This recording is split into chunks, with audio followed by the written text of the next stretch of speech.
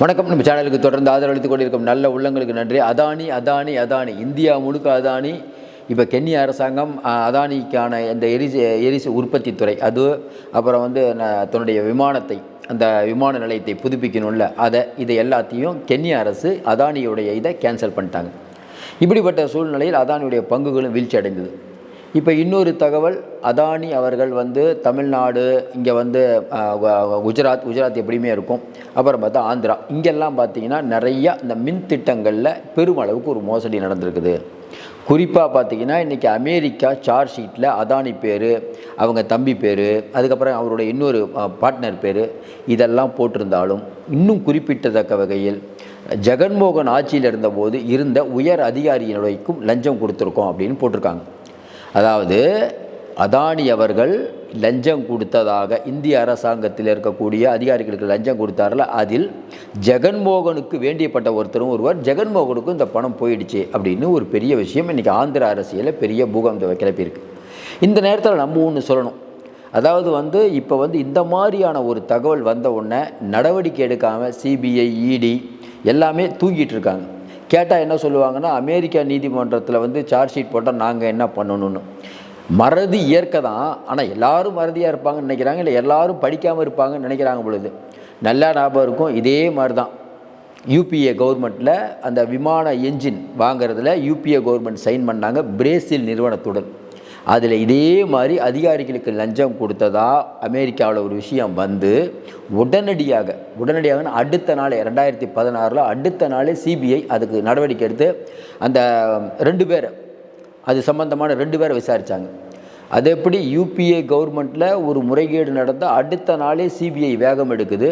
ஆனால் இது சொல்லி இவ்வளோ நேரம் ஆகுது, இது வரைக்கும் மோடி, அமித்ஷா யாருமே இதை பற்றி பேசுகிறதில்ல. பிஜேபியினர் வேகமாக ஏன் முட்டு கொடுக்குறாங்க? ஒன்று. இன்னொன்று, இயற்கையிலே நமக்கு எழக்கூடிய சந்தேகம், என்னங்க ஜெகன்மோகன் ரெட்டி இதில் மாட்டியிருக்காரு. அப்படிப்பட்ட சூழ்நிலையில் நாரா லோகேஷ் நாங்கள் உன்னிப்பாக கவனிச்சுட்ருக்கோங்கிறார். என்ன உன்னிப்பாக கவனிக்கிறீங்க? உங்களுடைய நேர் எதிரி ஜெகன் அவர் உள்ளே மாட்டிக்கிட்டார். அப்போ நீங்கள் என்ன பண்ணுவீங்க? மோடிகிட்ட சொல்லி ஸ்க்ரூ பண்ணுவீங்க. ஐயா பாருங்க ஐயா, அழகாக அமெரிக்கா கோர்ட்டில் மாட்டிக்கிட்டார் ஜெகன், சரியான நேரம், அப்படியே தூக்கி கொத்தா உள்ளே வச்சுருங்க, இல்லை அவருக்கு குடைச்சல் கொடுங்க அப்படின்னு சொல்லுவார். ஆனால் மோடிக்கு என்ன சிக்கல்னா அதானி மாட்டிக்குவார். நாயுடுக்கு இன்னொரு சிக்கல்னா 3 வாரத்துக்கு முன்னாடி தான் நாயுடுவும் அதானியும் பேசி நிறையா திட்டங்களை கொண்டு வரணும்னு ஒரு ஒப்பந்தம் போட்டிருக்காங்க. அப்படிப்பட்ட சூழ்நிலையில் பணம் பணம் பணம் நம்ம தொடர்ந்து சொல்லுவோம். இங்கே மேலே அதிமுக, திமுக, பிஜேபி, காங்கிரஸ், என்ன வேணால் சொல்லுங்கள், தாவாக்கா கூட சொல்லலாம், எல்லாம் இருப்பாங்க. உயர்மட்டத்தில் பணம் படைத்தவர்களெல்லாம் ஒன்று கூடி விடுவார்கள். நம்ம ஏழைகளாக இருக்கக்கூடியவர்கள் திராவிட மாடல், எடப்பாடி, விஜய் அப்படின்னு ஒவ்வொருத்தரும் ஒன்று சொல்லுவோம். மேல் மட்டத்தில் அதிகாரம், பணம் இருக்கக்கூடியவர்களுடைய வட்டம் பெருசுங்க. அது தெரியாமல் நம்ம கட்சி பேரை சொல்லி நம்மளை ஏமாற்றிட்டு இருக்கோம். அது புரிய வேண்டியவர்களுக்கு புரியும், இல்லை காலம் வந்தால் தான் சிலவர்களுக்கு தெரியும். ஏழை பங்காளன் என்று இங்கே எவருமே இல்லை அப்படிங்கிறது தான் நம்மளுடைய எண்ணம். அதில் மாற்று கருத்தே இல்லை. பணம் பெரிய இடத்துல பெரிய இடமா பண்ணுவாங்க. அப்படிப்பட்ட சூழ்நிலையில் ஜெகனுடைய விஷயத்தை பொறுத்த வரைக்கும் இன்றைக்கி அமெரிக்காவில் அவரையும் சார்ஜ் ஷீட்டில் உள்ளே சேர்த்துருக்காங்க. இப்போ நாரா லோகேஷ் அமைதி காக்கிறங்கிறது நமக்கு ஒன்றும் புரியல. எல்லாத்தையும் தாண்டி 2200 கோடி ரூபாய் லஞ்சமாக கொடுக்குறாங்கன்னா இவங்க எவ்வளோ சம்பாதிச்சிருப்பாங்க? 2200 ரூபாவே இங்கே நிறைய பேருக்கு மலைப்பு, 260 ரூபாவே மலைப்பு. 100 நாள் வேலை திட்டத்தில் எவ்வளோ காசுங்கிறது எல்லாருக்கும் தெரியும். அப்படிப்பட்ட சூழ்நிலையில் ஒரு 10 கோடி 20 கோடிலாம் இல்லை, 100 கோடிலாம் பெரிய விஷயம். 2200 கோடி லஞ்சமா? அப்போ எத்தனை கோடியாக சம்பாதிச்சிருப்பாங்க? இந்த பணத்தெல்லாம் எங்கேயா வச்சுருப்பாங்க? இதெல்லாம் என்னது? கடவுளுக்கு தான் வெளிச்சம், ஐயா மோடிக்கு தான் வெளிச்சம். இது எல்லாத்தையும் பண்ணிவிட்டு பாரத் மாதாக்கேன்னு சொல்கிற தைரியம் பிஜேபியினருக்கு மட்டுமே உண்டு, ஆர்எஸ்எஸ்க்கு மட்டுமே உண்டு. எதாவது ஒன்றா மண்டி போட்டு காலில் விழுந்துருவாங்க. அதுதான் அவங்களுக்கு தெரிஞ்ச கலை. அப்போ அதானி அப்படிங்கிற ஒருத்தர் இவ்வளோ தூரம் நம்ம ராகுல் காந்தி சொல்லிக்கிட்டே இருக்கும்போது கரெக்டாக மகாராஷ்டிரா தேர்தல், ஜார்க்கண்ட் தேர்தல் முடிஞ்சவொன்னு அடுத்த நாள் வருதுன்னா திட்டமிட்டு மோடிகளுடைய கை காலில் உளுந்து தான் இதை பண்ணி வச்சுருக்காங்க. ஒரு நாள் தள்ளி வச்சுருங்க, இப்போ பண்ணுறீங்கன்னு தெரிஞ்சு போச்சு, ஐயா ஒரு நாள் தள்ளி வச்சுருங்கன்னு சொல்லி அதனால தான் விட்டுருக்காங்க. இதே தேர்தலுக்கு முன்னாடி வந்தால் என்ன நடந்திருக்கும்? மகாராஷ்டிரா, ஜார்க்கண்டில் இவங்களுடைய தண்டவாளத்தில் இருக்கும். அப்போ இவங்க பெரிய தவறை காலில் விழுந்து கையில் விழுந்து மன்னிச்சுக்கோங்க ஏதோ ஒன்று பண்ணி தற்காலிகமாக ஒரு நாள் தள்ளி வச்சுட்டாங்க. இப்போ இன்னும் குறிப்பிட்டு சொல்லணும்னா, ஏற்கனவே நம்ம சொன்ன மாதிரி இது அதானி விஷயத்தில் பங்கெல்லாம் இப்போ சரிஞ்சு போச்சு. உலகத்தில் இன்றைக்கி பெரிய நாடாக இருக்கக்கூடிய அமெரிக்காவில் நடந்த இந்த சார்ஜ் ஷீட் விஷயம் கண்டிப்பாக அதானிக்கு இப்போ ஒரு பெரிய இடி இறக்கிருக்கும். ஆனால் இப்போ என்னென்னா அதானி வந்து சொல்கிறார் அதுக்கும் எங்களுக்கு சம்பந்தம் இல்லைங்கிற மாதிரி சொல்லிகிட்டு இருக்கார். இப்போ ஆதாரப்பூர்வமாக நாளைக்கு மறுபடியும் ஒரு முக்கிய நாளிதழில் வரப்போகுதும் அறிக்கை. இந்த மாதிரி இந்தியாவில் இவங்க அவங்களுக்கெல்லாம் கொடுத்தோம். இப்போ என்னென்னா இவங்க சொல்கிறாங்கல்ல, இப்போ இங்கே செந்தில் பாலாஜி கூட சொன்னார், இல்லைங்க நமக்கும் அதானிக்கெல்லாம் ஒப்பந்தம் இல்லைங்க, ஏன்னா சென்ட்ரல் கவர்மெண்ட்டு தான் பண்ணுறதுன்ட்டு. அதானி அவர்களை பற்றி விவரம் வந்த உடனே திமுக, பினராயி விஜயன் யாரையாவது ஒரு கோத்து உள்ளான்னு இப்போ பிஜேபிக்காரங்க நிறைய பேர் நினைக்கிறாங்க. ஒரே ஒரு விஷயம் புரிஞ்சுக்குவாங்க, இன்றைக்கி அதானி வந்து மேற்கு வங்காளத்தில் பிஸ்னஸ் பண்ணிகிட்ருக்காரு, தமிழ்நாட்டில் பிஸ்னஸ் பண்ணுறாரு, காரைக்காலில் பண்ணாத இடமே இல்லை. ஆனால் ஒரு பெரிய முதலாளியை ஒன்றிய அரசு இவ்வளோ பணம் வச்சுருக்காரு, நிறைய முதலீடுகள் அவர்கிட்ட இருக்கும்போது இப்போ இந்த மாதிரி போர்ட் இதெல்லாம் வந்து அரசாங்கம் அதானி ஏற்று நடத்தும் போது ஸ்டாலினோ யாரோ ஒன்றும் பண்ண முடியாது. இன்னும் குறிப்பாக சொன்னால் கொஞ்ச நாளைக்கு முன்னாடி அதானி அவர்கள் சென்னைக்கு வந்து இங்கே திமுகவுடைய முக்கிய குடும்பத்தை சேர்ந்த ஒருத்தரவே பார்க்குறாரு. இது அதிமுக இருந்தாலும் நடக்குங்க, யாராக இருந்தாலும் நடக்குங்க. பணம் பெருசாக வச்சுருக்காருங்க. மம்தா பானர்ஜி இருந்தாங்க போய் பார்க்குறாங்க, என்னங்க பண்ண முடியும் இன்றைக்கி இருக்கக்கூடிய சொல்ல. அதனால் இந்த விஷயத்தில் வந்து திமுகவை ரொம்ப குறை சொல்கிறது நமக்கு உடன்பாடு இல்லை. எல்லாரும் அதானியை பார்க்குறாங்க. அப்படிங்கும்போது சில அரசியல் பொருளாக சில விஷயங்கள் நடக்கத்தான் செய்யும்.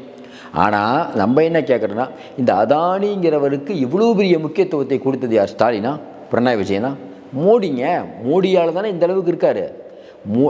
நீ ஒன்றே சொல்லுவீங்க, நீங்கள் வந்து நிறைய பேர் சொல்கிறாங்கல்ல, அதானி வந்து ஏதாவது சில அதானி வந்து மோடிக்கு மட்டுமா பணம் தர்றாரு, எல்லா கட்சிக்கும் தான் பணம் தர்றாரு. ரைட்டுங்க, மற்ற கட்சிக்கு 10 கோடி தந்து மோடிக்கு ஃபுல்லாக கொடுப்பார். ஏன்னா மோடி என்ன சொல்லுவார், மற்றவங்களுக்கும் கொடுத்து விட்ருப்பா, பிரச்சனை எதுக்கு, கூட்டுக்கொள்ள தானே இது, நமக்கு நிறையா ஷேர்.